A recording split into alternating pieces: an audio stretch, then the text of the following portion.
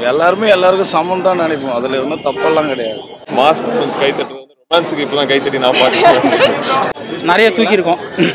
தூக்கி இப்போ செகண்ட் ஹாஃபில் வந்து லென்த்து கொஞ்சம் அதிகமாக தான் இருக்கும்.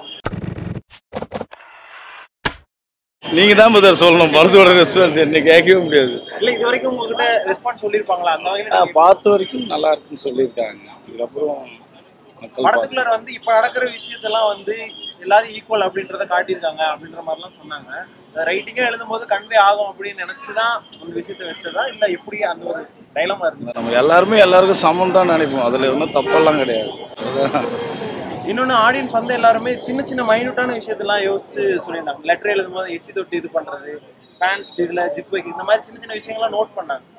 அப்போ அதெல்லாம் நோட் பண்ணி சொல்கிறாங்கன்றப்ப நம்ம இதெல்லாம் பண்ணியிருக்கோம் அப்படிங்கிறத ஆடியன்ஸ்க்கு ரீச் ஆகிருக்கு. நம்ம பார்த்தது பண்ணோம், அவ்வளோதான். அதை பார்த்தது சுவாரஸ்யமாக பண்ணோம். அது பதிவு பண்ணணுன்றதா, மற்றபடி வேறு எதுவும் அதில் இதுவெல்லாம் பார்த்ததா பதிவு பண்ணியிருக்கோம். தியேட்டருக்குள்ளார ஆடியன்ஸோட ரெஸ்பான்ஸ் எப்படி? நல்லதாக இருந்துச்சு. நான் கடைசியாக தான் போனேன். அதை பார்க்கலான்னு தான் நானே வந்தேன். நல்ல பார்க்க வேண்டிய படம். ஒரு யூத்துக்கு ஒரு பாசிட்டிவ் தாட் கொடுக்குற படம். தென் எல்லாரும் ஒன்று சிட்டி எடுப்பாங்க, இல்லை வில்லேஜ் எடுப்பாங்க. இது ஒரு மீடியம் டவுன், ஸ்மால் சிட்டிஸ், அதை பற்றி ஒரு வாழ்க்கை. இந்த வாழ்க்கை நிச்சயமாக எல்லாத்துக்கும் பிடிக்கும். அரசியல்வாதிகள் எல்லாருமே கண்டிப்பா அந்த படம் பார்க்கணும்னு சொல்லிருக்காங்க. ரசிகர்கள் எல்லாருமே உண்மையிலே அந்த அளவுக்கு ஃபீல் கொடுத்திருக்கா சார்? எல்லாரும் பார்க்கணுமா? இல்ல, அரசியல் அதெல்லாம் நம்ம அப்பாற்பட்டது. ஏன்னா படமா பார்த்தோம்னா இது ரொம்ப பிரமாதமான படம்.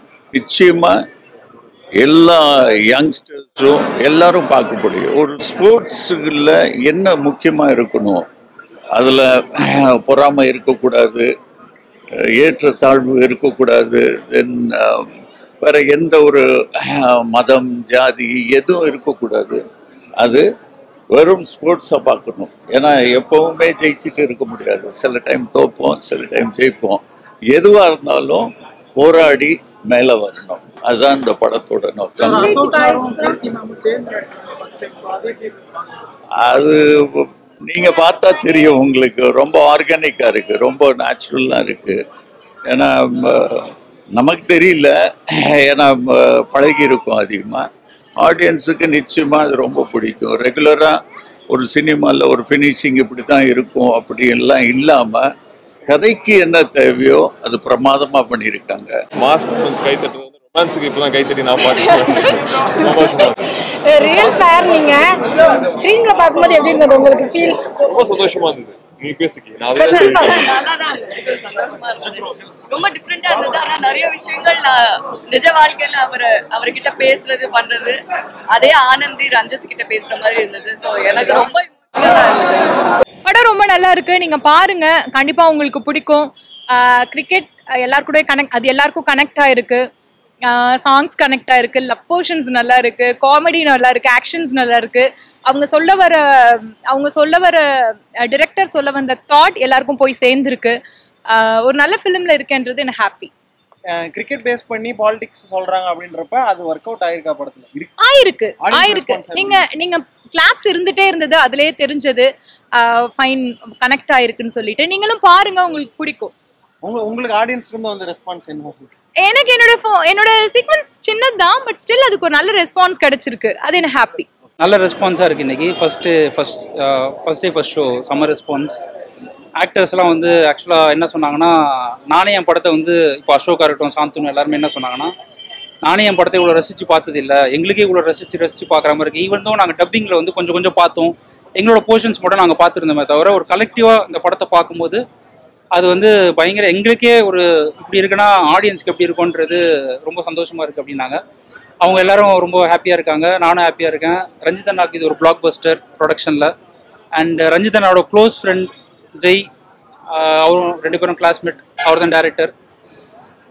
அவர் ஸ்டார்டிங்லேருந்தே சப்போர்ட் பண்ணுவார் ரஞ்சித் அண்ணா. ஸோ அவரோட சேர்ந்து இவருக்கு ஜெய்க்கு வந்து ஒரு வாய்ப்பு கொடுத்து நல்ல ஒரு உண்மையான ஒரு இது இருக்குல்ல, உண்மையான ஒரு தயாரிப்பாளராக நான் வரும்போது நான் ஒன்று என் ஃப்ரெண்டுக்கு பண்ணுறேன், நான் வந்து டேரக்டர் ஆகணும்னு நினைக்கும் போது என் ஃப்ரெண்டுக்கு ஒரு பிளாக் பஸ்டர் கொடுக்குறேன் அப்படின்ற மாதிரி தான் இந்த படம் பிளாக் பஸ்டர் அமையும் நினைக்கிறேன்.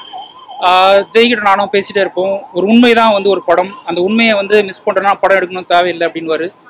அதுதான் இந்த உண்மையை வந்து இன்னைக்கு உண்மையான டைலாக்லேருந்து ஒரு தாட்ஸ்லேருந்து எதிரியை கூட எதிரியாக பார்க்காம என்னோட சாயலில் இப்படி தான் பார்க்குறேன் அப்படின்றது தான் வந்து இந்த படம் சொல்லியிருக்கு. எதிரின்னு இங்கே யாருமே கிடையாது, சூழ்நிலை தான் எதிரியாக இருக்கும். அந்த சூழ்நிலையை வந்து கரெக்டாக மக்களுக்கு வந்து புரிய வைக்கணும், அதை பார்த்து அவங்க வந்து தெரிஞ்சுக்கணுன்றது தான் ஒரு தாட்டாக இருந்தது. ஸோ இப்போ இப்படி எல்லா விஷயமா சப்கான்ஷியஸாக நிறைய ஒர்க் பண்ணதெல்லாம் நடந்திருக்கு இந்த படத்தில். So happy. தேங்க்யூ. ஆடியன்ஸ் வந்து நிறைய பேர் படத்துல சீன்ஸ் நல்லா இருக்கு அதெல்லாம் தாண்டி ஒரு 2-3 பீப்புள் டோல்டு எடிட் நல்லா இருக்கு அப்படின்னு சொல்லியிருந்தாங்க.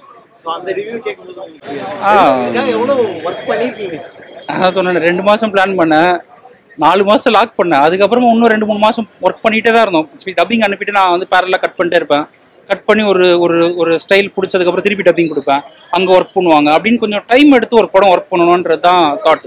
நீங்கள் ஒரு ஃப்ரீடம் கொடுக்காம வந்து நாளைக்கு வேணும் இல்லை 2 நாளில் வேணும் அப்படின்னா எதுவுமே யாராலையுமே பண்ண முடியாதுன்னு நான் நினைக்கிறேன். நான் அதை வந்து ரஞ்சித் நான் என்கிட்ட சொன்னார், டேய் நல்லா வரும்டா இந்த படம், நீ வந்து பொறுமையாக பண்ணு, உனக்கு பிடிக்கணும், முதல்ல ஒரு எடிட்டருக்கு இந்த படம் பிடிக்கணும், அதை பிடிச்சி நீ பண்ணு, நான் ஃபைனலாக வந்து பார்க்குறேன், நான் உனக்கு டிஸ்டர்பே பண்ண மாட்டேன், படமாக காட்டு அப்படின்னாரு. பயங்கர ஹாப்பி ஆகிட்டார் படம் பார்த்துட்டு.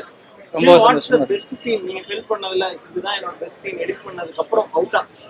இந்த படத்தில் கேட்குறேன். இப்போ நிறைய இருக்குது ஆக்சுவலாக, நிறைய பெஸ்ட் சீன் படத்தோட அது ரிவீல் பண்ண முடியல. படத்தோட நோக்கமே வந்து எல்லாரும் ஒன்று சேரணுன்றது தான். அது ஒன்று சேரணுன்ற ஒரு இடத்துல வந்து முக்கியமான ஒரு இடத்துல 2 பேரும் ஒன்று சேரணும்னு முடிவு பண்ணி ஒன்று சேர்றாங்கல்ல, அது வந்து பெஸ்ட் சீனாக இருக்கும். இதில் நான் கதை ரிவீல் பண்ண விரும்பல, அதை தாண்டி உள்ள நிறைய இருக்கு, நீங்கள் பாருங்க. நான் இதுக்கு மேலே சொன்னா ரிவீல் பண்ணுற மாதிரி ஆகிடும். கிரிக்கெட் படம் நம்ம ப்ரொஃபஷனல் கிரிக்கெட்ஸ் பார்த்துருப்போம், நிறையா வந்து எம்ஆர்எஃப் கிரிக்கெட்ஸ், அப்புறமா அகாடமி கிரிக்கெட்ஸ் பார்த்துருப்போம். ஒரு கல்லி கிரிக்கெட் இருக்குல்ல நம்மளுக்கு வந்து ஒரு ஸ்போர்ட்ஸில், இப்போ நீங்கள் நேராக இங்கே ஆடலாம் அப்படி ரோட்டில். இப்போ நீங்கள் அரக்கோணம் மாதிரி ஒரு ஊருக்கு போனீங்கன்னா நிறையா வந்து லேண்ட்ஸ்கேப்பு, நிறையா வந்து கிரவுண்ட்ஸ் எம்டியாக இருக்கும், அங்கெல்லாம் விளையாடிட்டே இருப்பாங்க. அங்கே இருக்கிற மேட்ச், அங்கே இருக்க டீம், அவங்களுக்கு வாழ்க்கையில் அந்த கிரிக்கெட்டோட சேர்ந்து பழகி வாழ்ந்தவங்க அவங்க. ஸோ அது எல்லாருமே கனெக்ட் ஆகும்னு நினைக்கிறேன். எம்ஆர்எஃப் விட இது பயங்கரமாக கனெக்ட் ஆகும்னு நான் நினைக்கிறேன். ஏதாச்சும் ஒரு சீன் நல்லா இருந்து வைக்க முடியாம நிறைய தூக்கியிருக்கோம். தூக்கி இப்போ செகண்ட் ஹாஃபில் வந்து லென்த்து கொஞ்சம் அதிகமாக தான் இருக்கும். நான் அதுக்கு பற்றி பெருசாக கவலைப்படல, ஏன்னா செகண்ட் ஹாஃப் லென்த்து வந்து எனக்கே தெரியும் ஆரம்பத்துலேருந்து. இந்த படத்தில் பார்த்தீங்கன்னா நிறைய கேரக்டர்ஸ் இருக்குது, நிறைய எமோஷன்ஸ் இருக்குது, நிறைய ஸ்பேஸ் இருக்குது. இப்போது கிரிக்கெட் டீமில் 10 பேர் 20 பேர் இருக்காங்க. 20 பேருக்கான முடிஞ்ச அளவுக்கு எமோஷன் எடுத்துகிட்டு வர ட்ரை பண்ணணும். நிறைய இருக்குல்ல, இவ்வளோ பெரிய செலிப்ரேஷன் நடக்கும்போது லென்த்து ப்ராப்ளம் கிடையாது. இவ்வளோ மனிதர்களோட இவ்வளோ பேர் உணர்ச்சியை பார்க்கும்போது அந்த லென்த்தெல்லாம் பற்றி யோசிக்க தேவையில்லை அப்படின்ற ஒரு முடிவில் தான் அது பண்ணுது ஆக்சுவலாக. நன்றி. தேங்க்யூ.